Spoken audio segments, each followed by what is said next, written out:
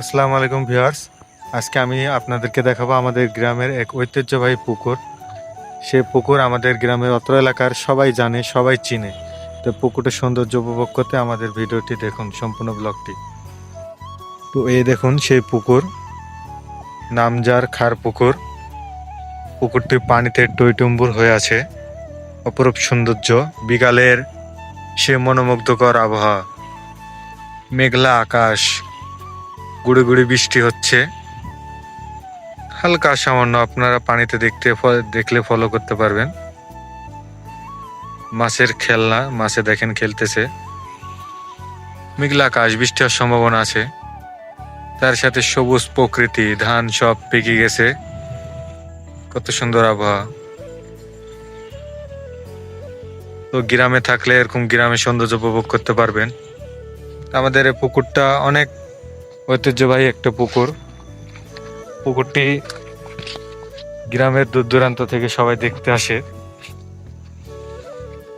আপনারা এই গ্রামে যদি আসেন, অবশ্যই পুকুরটি ঘুরে দেখবেন। তো দেখেন মাছে খেলতেছে।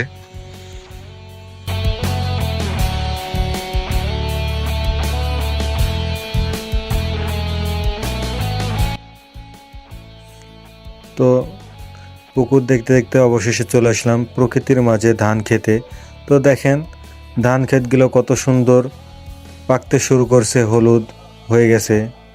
আকাশ মেঘলা, বৃষ্টি বৃষ্টি ভাব লাগতেছে সকাল থেকে বৃষ্টির কারণে, ঘূর্ণিঝড় মন্থার প্রভাবে। তো দেখেন বাতাসে ধানের শীষগুলো কত সুন্দর দুলতেছে। প্রকৃতির যেন অপরূপ সৌন্দর্য। তো শহরের মানুষজন সবাই এই গ্রামের এই প্রকৃতিটাকে মিস করে। আমরা যারা গ্রামে থাকি আমরা প্রকৃতির মাঝেই বেড়ে উঠি।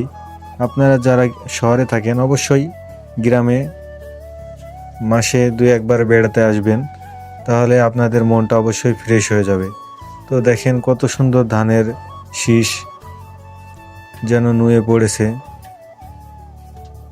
ধানের প্রকৃতি দেখতে দেখতে অবশ্যই। তো ভিউয়ার্স, এখানেই শেষ করতেছি আজকের ব্লগ। দেখা হবে পরবর্তী কোনো ব্লগে। আমার চ্যানেলটি সাবস্ক্রাইব করে পাশেই থাকবেন এবং বেল আইকনটি বাজিয়ে দেবেন। তো আসসালামু আলাইকুম, দেখা হবে পরবর্তী কোনো ব্লগে।